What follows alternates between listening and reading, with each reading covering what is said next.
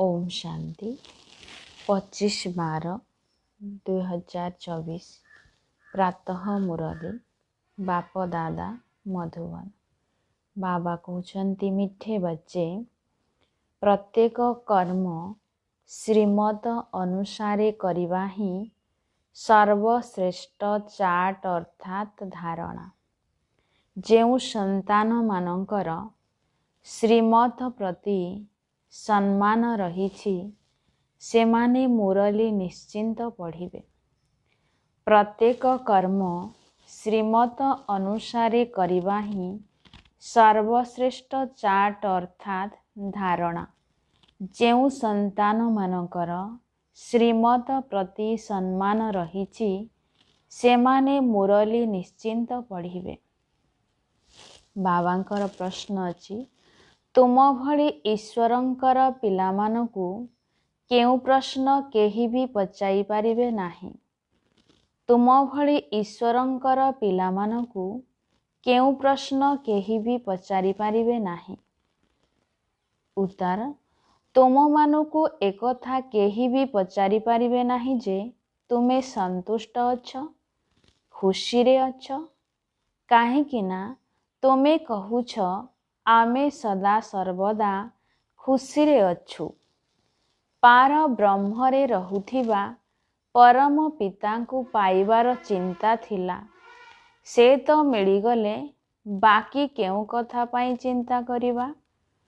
तुमे माने रोगग्रस्त थिले मध्य कहिब आमे बहुत खुशी रे अछु, कारण ईश्वरंक संतान मानकु कौनसी कथार चिंता न थाए। बाबा जेतेबेले देखुछंती यांक उपरे मायार आक्रमण होईछि सेतेबेले पचारुछंती, पिलामाने खुशी रे अछ, संतुष्ट अछ? ओम शांति। बाबा बुझाउछंती पिलामानको बुद्धि रे एहा तो निश्चिंत भावरे थिबो जे बाबा बापा मध्य अटंती, शिक्षक एवं सर्वश्रेष्ठ गुरु मध्य अटंती। तेबे तुमे माने एही स्मृति रे निश्चिंत थिबो। एही जोग केबे भी केही सिखाई पारिबे नाही। एहा कल्प कल्प बाबा ही आसी सिखाउछंती। से ज्ञानर सागर पतित पावन अटंती। एही कथा वर्तमान ही बुझा जाउछि। जेतेबेले कि तुम मानकु ज्ञानर तृतीय नेत्र बा दिव्य बुद्धि मिलुछि। जदिओ पिलामाने ए कथा जानुछंती किंतु बाबांकु ही भूली जाउछंती, तेबे शिक्षक गुरु पुणी किपरि मने पड़िबे? माया बहुत शक्तिशाली, तेणु बाबांकर तीनी रूपकु ही भुलाई देउछि। कहउछंती आमे हारी गलु। एमिति तो प्रति पदक्षेपरे पद्मर रोजगार जमा हेउछि, किंतु हारीगले पद्म किपरि मिलिबो? सेथिपाई देवता मानकर पादरे ही पद्म चिन्ह देखाई थांती। एहा हेउछि ईश्वरंकर पाठपढ़ा। मनुष्य मानकर पाठपढ़ा केबे एपरि होई पारिबो नाही। जदिओ देवता मानकर महिमा करा जाउछि, तथापि सर्वोच्च हेउछंती एकमात्र बाबा। बाकी सेमानंकर बड़पणिया कौन अछि? आजी गधाई अर्थात गध बड़ी नीच अवस्था, काली पुणी राजाई अर्थात राजपदर अधिकारी। एबे तुमे पुरुषार्थ करी एहीपरि हेउछ। ए कथा मध्य जानिछ जे एही पुरुषार्थरे बहुत फेल हेउछंती। ज्ञान तो बहुत सहज, तथापि मध्य एते कम संख्यारे पास हेउछंती। काहेकि? माया घड़ी घड़ी भुलाई देउछि। बाबा कहउछंती निजर चाट रख, किंतु लेखि पारु नाहंती। केते लेखिबे? जदिओ लेखुछंती किंतु केबे स्थिति अप अर्थात उच्चत, केबे डाउन अर्थात ନୀଚ ହେଉଛି। ସର୍ବୋଚ୍ଚ ଚାଟ୍ ସେହିମାନଙ୍କର ରହିଥାଏ ଯେ ପ୍ରତି ପାଦରେ ଶ୍ରୀମତରେ ଚାଲିଥାନ୍ତି। ବାବା ତ ଜାଣନ୍ତି ବିଚରାମାନଙ୍କୁ ଲଜ୍ଜା ଲାଗୁଥିବ, ନଚେତ୍ ଶ୍ରୀମତରେ ଚାଲିବା ଦରକାର। ଶତକଡ଼ା 1-2 ମୁସ୍କିଲ ଲେଖୁଛନ୍ତି। ଶ୍ରୀମତର ଏତେ ରିଗାର୍ଡ ରହୁନାହିଁ। ମୁରଲି ମିଳୁଛି ତଥାପି ମଧ୍ୟ ପଢ଼ୁନାହାନ୍ତି। ତାଙ୍କର ମନରେ ନିଶ୍ଚୟ ଆସୁଥିବ, ବାବା ତ ସତ କହୁଛନ୍ତି, ଆମେ ମୁରଲି ପଢ଼ୁନାହୁଁ, ତେବେ ଅନ୍ୟମାନଙ୍କୁ କ'ଣ ଶିଖାଇବୁ? ବାବା ତ କହୁଛନ୍ତି ମୋତେ ମନେ ପକାଅ, ତେବେ ତୁମେ ସ୍ୱର୍ଗର ମାଲିକ ହେବ। ଏଥିରେ ବାବା ମଧ୍ୟ ଆସିଗଲେ, ଶିକ୍ଷାଦାତା ଶିକ୍ଷକ ମଧ୍ୟ ଆସିଗଲେ, ସଦ୍ଗତି ଦାତା ମଧ୍ୟ ଆସିଗଲେ। ଅଳ୍ପ ଅଳ୍ପ ଶବ୍ଦରେ ସମସ୍ତ ଜ୍ଞାନ ଆସିଯାଉଛି। ତୁମେମାନେ ଏଠାକୁ ରିଭାଇଜ୍ କରିବା ପାଇଁ ଆସୁଛ। ଯଦିଓ ବାବା ମଧ୍ୟ ସେଇ କଥା ହିଁ ବୁଝାଉଛନ୍ତି, କାହିଁକି ନା ତୁମେ ନିଜେ କହୁଛ ଆମେ ଭୁଲି ଯାଉଛୁ, ସେଥିପାଇଁ ଏଠାକୁ ରିଭାଇଜ୍ କରିବାକୁ ଆସୁଛୁ। ଯଦିଓ କେହି କେହି କହୁଛନ୍ତି କିନ୍ତୁ ରିଭାଇଜ୍ ହେଉନାହିଁ। ଯଦି ଭାଗ୍ୟରେ ନାହିଁ, ତେବେ ପୁରୁଷାର୍ଥ କ'ଣ କରିବେ? ଏକମାତ୍ର ବାବା ହିଁ ତ ପୁରୁଷାର୍ଥ କରାଉଛନ୍ତି। ଏଥିରେ କାହା ପାଇଁ ପକ୍ଷପାତିତା ହୋଇପାରିବ ନାହିଁ। ଲୌକିକ ପାଠପଢ଼ାରେ ତ ଅଧିକ ପଢ଼ାଇବା ପାଇଁ ଶିକ୍ଷକଙ୍କୁ ଘରକୁ ଡାକନ୍ତି। ଇଏ ତ ଭାଗ୍ୟ ଗଢ଼ିବା ନିମନ୍ତେ ସମସ୍ତଙ୍କୁ ସମାନ ରୂପେ ପାଠ ପଢ଼ାଉଛନ୍ତି। ଜଣ ଜଣକୁ ଅଲଗା ଅଲଗା କରି କେତେ ଦୂର ପାଠ ପଢ଼ାଇବେ? କେତେ ଢେର ସନ୍ତାନ ଅଛନ୍ତି। ଲୌକିକ ଦୁନିଆର ପଢ଼ାରେ କୌଣସି ବଡ଼ ଲୋକର ପିଲା ହୋଇଥିଲେ ଅଫର କଲେ ତାଙ୍କୁ ଅଧିକ ମଧ୍ୟ ପଢ଼ାଇଥାନ୍ତି। ଶିକ୍ଷକ ଜାଣିଥାନ୍ତି ଯେ ଇଏ ଡଲ୍ ଅଛନ୍ତି, ସେଥିପାଇଁ ତାଙ୍କୁ ପଢ଼ାଇ ବୃତ୍ତି ପାଇବାର ଯୋଗ୍ୟ କରାଇଥାନ୍ତି। ଏହି ଶିକ୍ଷକ ଏପରି କରୁନାହାନ୍ତି। ଏ ତ ସମସ୍ତଙ୍କୁ ସମାନ ପାଠ ପଢ଼ାଉଛନ୍ତି। ଅଧିକ ପୁରୁଷାର୍ଥ କରାଇବା ଅର୍ଥାତ୍ ଶିକ୍ଷକ କିଛି କୃପା କରୁଛନ୍ତି। ଯଦିଓ ପଇସା ମଧ୍ୟ ନେଉଛନ୍ତି, କିନ୍ତୁ ସ୍ୱତନ୍ତ୍ର ସମୟ ଦେଇ ପଢ଼ାଉଛନ୍ତି, ଯାହାଦ୍ୱାରା ସେ ଅଧିକ ପଢ଼ି ହୁସିଆର ଅର୍ଥାତ୍ ଦକ୍ଷ ହୋଇଯାଆନ୍ତି। ଏଇ ବାବା ତ ସମସ୍ତଙ୍କୁ ମନ୍ମନା ଭବର ଏକମାତ୍ର ମହାମନ୍ତ୍ର ଦେଉଛନ୍ତି। ବାସ୍ ଏକମାତ୍ର ବାବା ହିଁ ପତିତ ପାବନ, ତାଙ୍କର ସ୍ମୃତି ଆଧାରରେ ହିଁ ଆମେ ପବିତ୍ର ହେବୁ। ଏହା ତୁମ ପିଲାମାନଙ୍କ ହାତରେ ଅଛି। ଯେତେ ଯୋଗ କରିବ ସେତେ ପବିତ୍ର ହେବ। ପ୍ରତ୍ୟେକଙ୍କର ପୁରୁଷାର୍ଥ ଉପରେ ହିଁ ସବୁକିଛି ନିର୍ଭର କରୁଛି। ସେମାନେ ତ ତୀର୍ଥ ସ୍ଥାନକୁ ଯାତ୍ରା କରିବାକୁ ଯାଇଥାନ୍ତି। ଜଣେ ଜଣକୁ ଦେଖିକରି ମଧ୍ୟ ଅନେକ ଯାଇଥାନ୍ତି। ତୁମେମାନେ ମଧ୍ୟ ବହୁତ ଯାତ୍ରା କରିଛ, ପୁଣି କ'ଣ ହେଲା? ତଳକୁ ତଳକୁ ଖସିବାରେ ଲାଗିଲ। ଯାତ୍ରା କ'ଣ ପାଇଁ ହେଉଛି? ଏହା ଦ୍ୱାରା କ'ଣ ମିଳିବ? କିଛି ବି ଜାଣିନଥିଲ।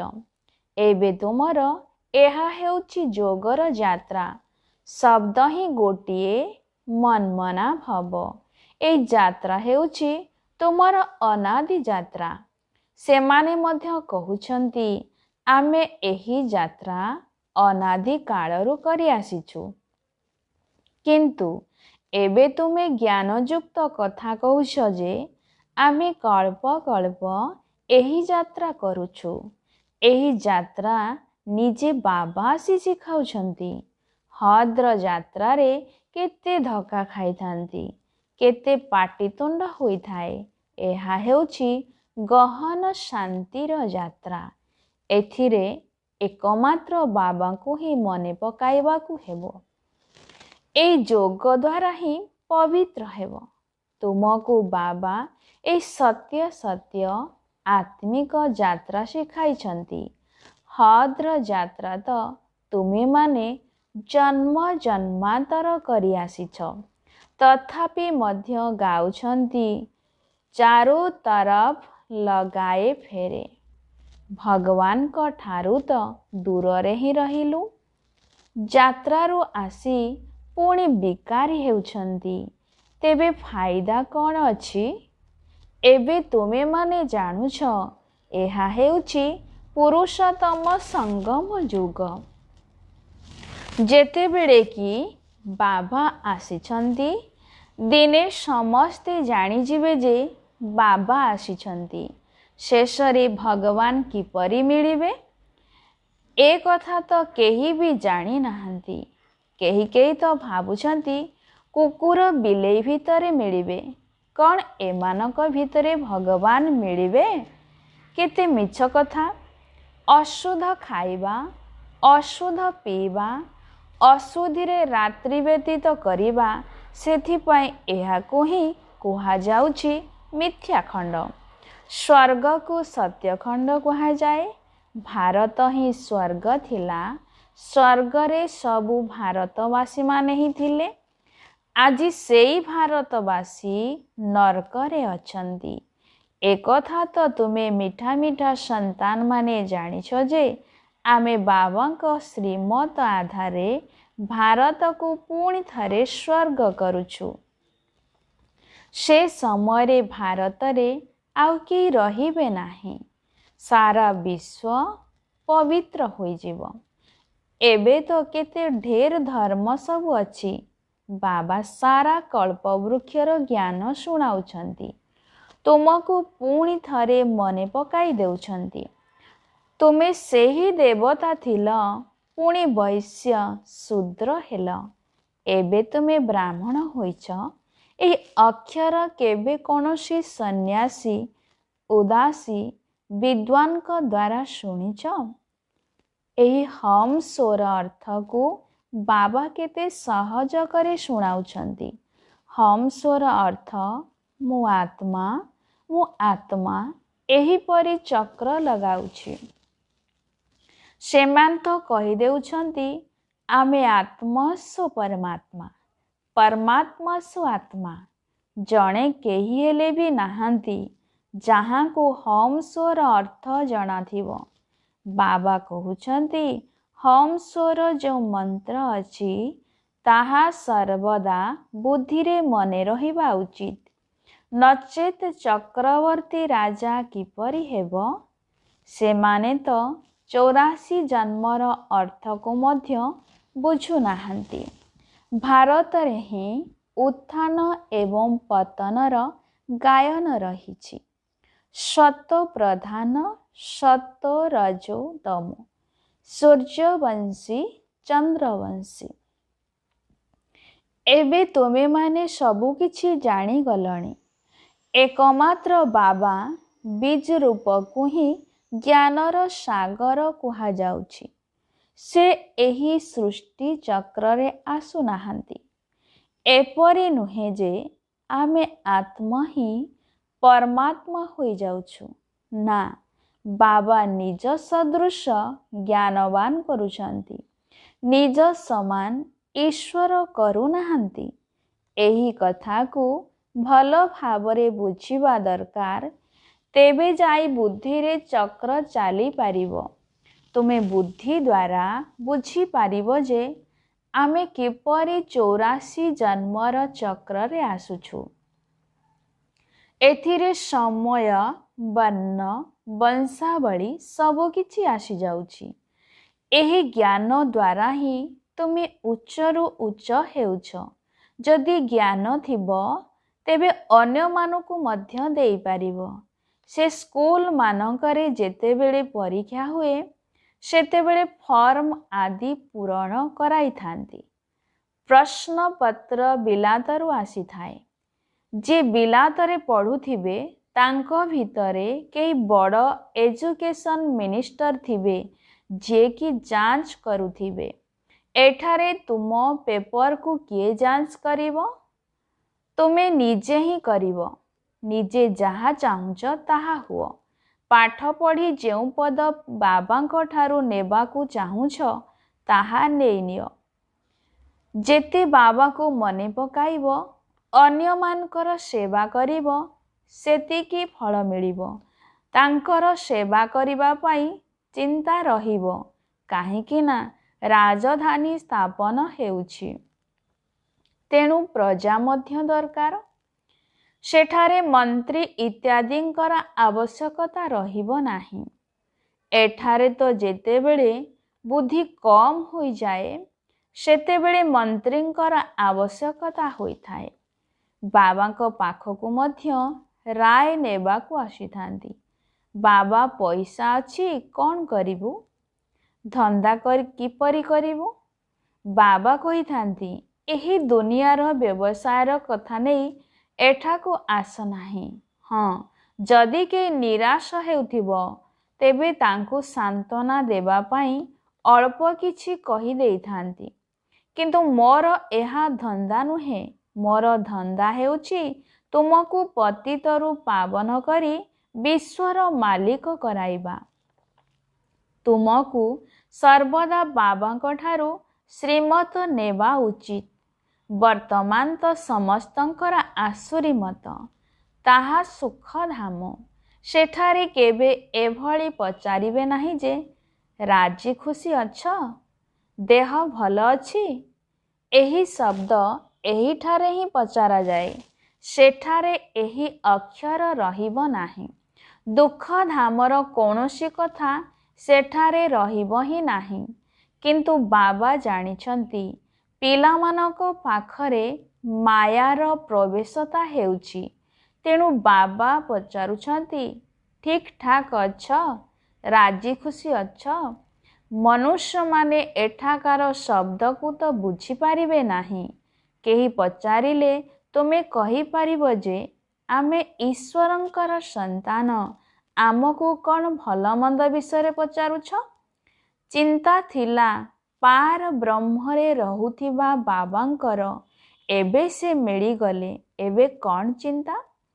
ए कथा सर्वदा मने रहिबा उचित। आमे काहार संतान ए कथा मध्य बुद्धिरे ज्ञान अछि। जेतेबेले आमे पवित्र होइजिबो सेतेबेले लड़ाई आरंभ होइजिबो। तुम मानकु पचारिबे निश्चिंत। तुमे कहिबो आमे तो सर्वदा राजी अर्थात संतुष्ट अछु। रोगरे थिले मध्य खुशी रे अछ। बाबांको स्मृति रे थिले स्वर्ग ठारू मध्य एठारे बेसी खुशी रे रहिबो। जेहेतु आमको स्वर्गर राजत देउथिबा बाबा मिलिछंती, आमको केते योग्य करुछंती, पुणी आमर कौन चिंता? ईश्वरंकर संतान मानकु जेउ जिनिष पाई चिंता हेबो, केउ जिनिष पाई चिंता हेबो? सेठारे देवता मानकर मध्य चिंता रहिबो नाही।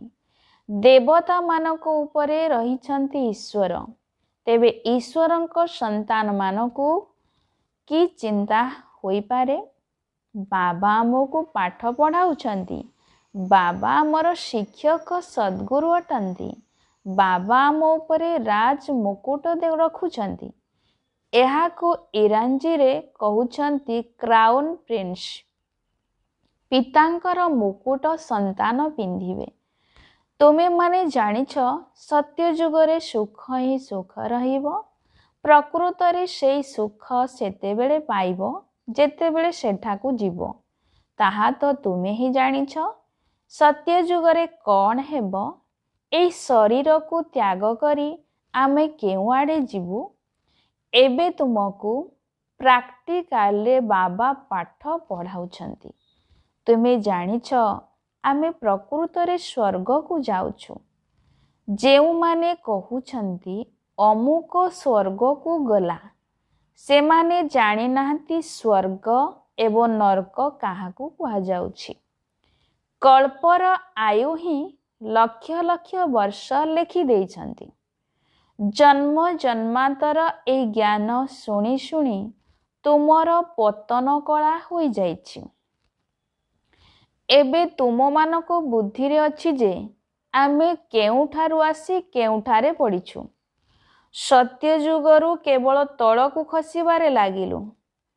ଏବେ ଆମେ ଏହି ପୁରୁଷୋତ୍ତମ ସଙ୍ଗମ ଯୁଗରେ ଆସି ପହଞ୍ଚିଛୁ। କଳ୍ପ କଳ୍ପ ବାବା ପାଠ ପଢ଼ାଇବାକୁ ଆସୁଛନ୍ତି। ବାବାଙ୍କ ପାଖରେ ତୁମେମାନେ ରହୁଛ ନା। ଇଏ ଆମର ସଚ୍ଚା ସଚ୍ଚା ସଦ୍ଗୁରୁ ଅଟନ୍ତି, ଯେ କି ମୁକ୍ତି ଜୀବନ ମୁକ୍ତିର ରାସ୍ତା ବତାଉଛନ୍ତି। ଯେପରି ଏହି ବାବା ମଧ୍ୟ ଶିଖୁଛନ୍ତି, ସେହିପରି ଏହାକୁ ଦେଖି ତୁମେମାନେ ମଧ୍ୟ ଶିଖୁଛ। ପ୍ରତି ପଦକ୍ଷେପରେ ସାବଧାନ ରହିବାକୁ ପଡ଼ୁଛି। ମନ ବଚନ କର୍ମରେ ବହୁତ ଶୁଦ୍ଧ ରହିବାକୁ ପଡ଼ିବ। ଭିତରେ କୌଣସି ଆବର୍ଜନା ରହିବା ଉଚିତ ନୁହେଁ। ଘଡ଼ି ଘଡ଼ି ପିଲାମାନେ ବାବାଙ୍କୁ ଭୁଲି ଯାଉଛନ୍ତି। ବାବାଙ୍କୁ ଭୁଲିବା ଦ୍ୱାରା ବାବାଙ୍କର ଶିକ୍ଷାକୁ ମଧ୍ୟ ଭୁଲି ଯାଉଛନ୍ତି। ଆମେ ଈଶ୍ୱରୀୟ ବିଦ୍ୟାର୍ଥୀ ଏକଥା ମଧ୍ୟ ଭୁଲି ଯାଉଛନ୍ତି। ଏହା ତ ବହୁତ ସହଜ କଥା। ତେବେ ବାବାଙ୍କର ସ୍ମୃତିରେ ହିଁ ସବୁ କରାମତି ରହିଛି। ଏପରି ଚମତ୍କାର ଆଉ କୌଣସି ପିତା ଶିଖାଇ ପାରିବେ ନାହିଁ। ଏହି ଚମତ୍କାରିତା ଦ୍ୱାରା ହିଁ ତମୋ ପ୍ରଧାନରୁ ସତୋ ପ୍ରଧାନ ହେଉଛନ୍ତି। ତୁମେମାନେ ଜାଣିଛ, ଶିବ ବାବା ବ୍ରହ୍ମାଙ୍କ ଦ୍ୱାରା ଆଦି ସନାତନ ଦେବୀ ଦେବତା ଧର୍ମର ସ୍ଥାପନା କରିଛନ୍ତି। ଯେଉଁ ଧର୍ମ ସତ୍ୟ ଯୁଗ ଏବଂ ତ୍ରେତା ଯୁଗ ଅଧାକଳ୍ପ ପର୍ଯ୍ୟନ୍ତ ଚାଲୁଛି, ପୁଣି ଅନ୍ୟ ଧର୍ମାବଲମ୍ବୀମାନଙ୍କର ପରେ ବୃଦ୍ଧି ହେଉଛନ୍ତି। ଯେପରି ଖ୍ରୀଷ୍ଟ ଆସିଲେ, ପ୍ରଥମେ ତ ବହୁତ କମ୍ ଥିଲେ।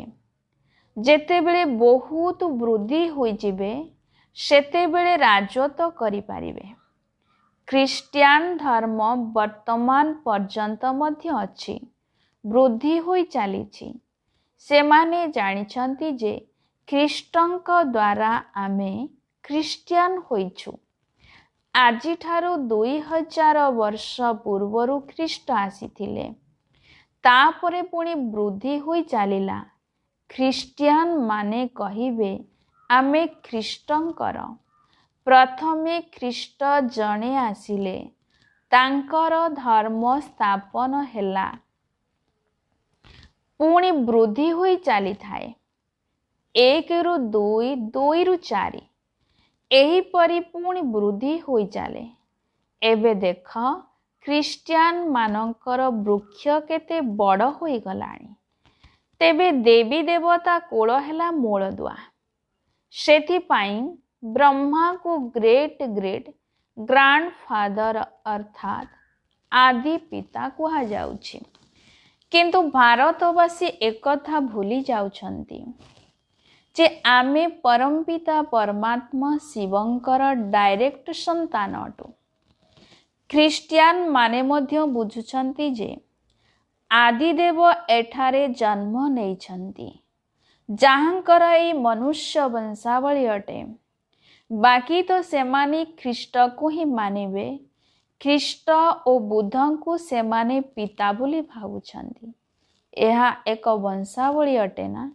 ଯେପରି ଖ୍ରୀଷ୍ଟଙ୍କର ସ୍ମୃତି ଚିହ୍ନ ଖ୍ରୀଷ୍ଟିଆନ ଦେଶରେ ଅଛି, ସେହିପରି ତୁମେମାନେ ଏହିଠାରେ ତପସ୍ୟା କରିଛ। ସେଥିପାଇଁ ତୁମର ମଧ୍ୟ ସ୍ମୃତି ଚିହ୍ନ ଏଠାରେ ରହିଛି। अच्छा, मीठे मीठे शिकिलधे बच्चों प्रति माता पिता बाप दादा को याद प्यार और गुड मॉर्निंग। रूहानी बाप की रूहानी बच्चों को नमस्ते। हम रूहानी बच्चों की रूहानी बाप दादा को याद प्यार गुड मॉर्निंग, नमस्ते नमस्ते नमस्ते। धारणा पाए मुख्य सारांश नंबर 1, गहन शांतिर अनुभूति करने सहित प्रकृत आत्मिक यात्रा मध्य करने हेब। हम स्वर महामंत्र को सदा सर्वदा मने रखिबाकू हेब। तेबे जाई चक्रवर्ती राजा होई पारिबो। तृतीय पॉइंट बाबा कहउछंती मन वचन कर्म रे बहुत पवित्र रहिबाकू हेबो। मन भितरे कौनसी प्रकार आवर्जना नथिबो। प्रत्येक कर्म सावधानता पूर्वक करिबाकू हेबो। श्रीमतर रिगार्ड अर्थात सम्मान रखिबाकू पड़िबो। बाबांकर वरदान अछि निर्मांता अर्थात निरहंकारी गुण को धारण करी समस्तंकु सुख थिबा समस्तंकु सुख देउथिबा सुख देवता सुख स्वरूप हुआ। निर्मांता द्वारा निरहंकारी गुण को धारण करी समस्तंकु सुख देउथिबा सुख देवता सुख स्वरूप हुआ। विस्तारे बाबा कहउछंती तुम भली समान आत्मा मानकर लक्षण हेला निर्माणता। जेते जेते तुमे निर्माण हेबो सेतिकी अन्य मानक द्वारा मान सम्मान प्राप्त हेबो। जेउ माने निर्माण अटंती से माने समस्तंकु सुख देई थांती। जेउठाकु भी जीवे जहाँ भी करिबे ताहा सुखदायी होइथिबो। तेणु जेउ माने भी तुमर संबंध संपर्क रे आसुचंती से माने सुखर अनुभूति करंतु। सेथिपाई तुम ब्राह्मण आत्मा मानंकर गायन हेला सुखर सागरंकर संतान सुख स्वरूप बा सुख देव। तेणु समस्तंकु सुख देई चाल एवं नेई चाल। जदि केही तुमको दुख देउची तेबे ताकू ग्रहण कर नाही। स्लोगान रे बाबा कहउचंती सबुठारु बड़ ज्ञानी सेही माने अटंती जेउ माने सर्वदा आत्म अभिमानी स्थिति रे रहुचंती। सबुठारु बड़ ज्ञानी सेही माने अटंती जेउ माने सर्वदा आत्म अभिमानी स्थिति रे रहुचंती। ओम शांति।